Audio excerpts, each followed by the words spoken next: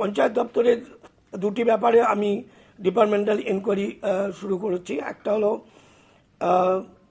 নির্মল গ্রাম অর্থাৎ স্যানিটেশনের ব্যাপারে government of ইন্ডিয়ার যে প্রজেক্ট আছে বামফ্রন্টের আমলে, সেটা কত টাকা এসেছিল, কত টাকা খরচ হয়েছে এবং তার অস্তিত্ব আছে কিনা, আদৌ সেই জায়গাগুলোতে মানুষ ব্যবহার করছে না পশুপক্ষী ব্যবহার করছে সেটা দেখা, এবং তাতে এনজিও থাকতে পারে, জেলা পরিষদ থাকতে পারে, অথবা তদানীন্তন মন্ত্রী থাকতে পারেন।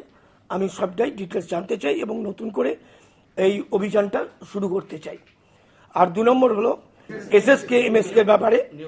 এই এসএসকে এমএসকে যতগুলো গভর্নমেন্ট, সেন্ট্রাল গভর্নমেন্ট অনুমোদন দিয়েছিলেন, তাছাড়াও বেশ বহু লোককে, তাদের পার্টির লোককে চাকরি দেওয়ার জন্য উনি নিয়োগ করে এসএসকে এমএসকে খুলে দিয়ে গেছেন। সেটা আমাদের উপর পুরোপুরি স্টেট গভর্নমেন্টের খরচে চলে বলে আমাদের পক্ষে খুব মুশকিল হচ্ছে।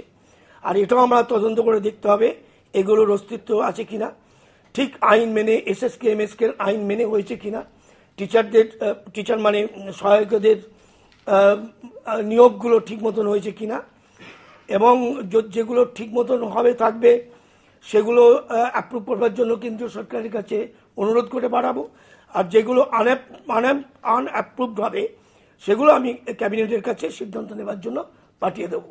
কিন্তু তদন্ত রিপোর্টে সূর্যকান্ত বাবুরা, বিশেষ করে উনি তখন মন্ত্রী ছিলেন, উনি সাধারণ চোখে দেখতে পাচ্ছি যে বেপরোয়া পার্টির লোককে চাকরি দেবার জন্যই এই ধরনের বেহিসেবি বেআইনি কাজ করেছেন।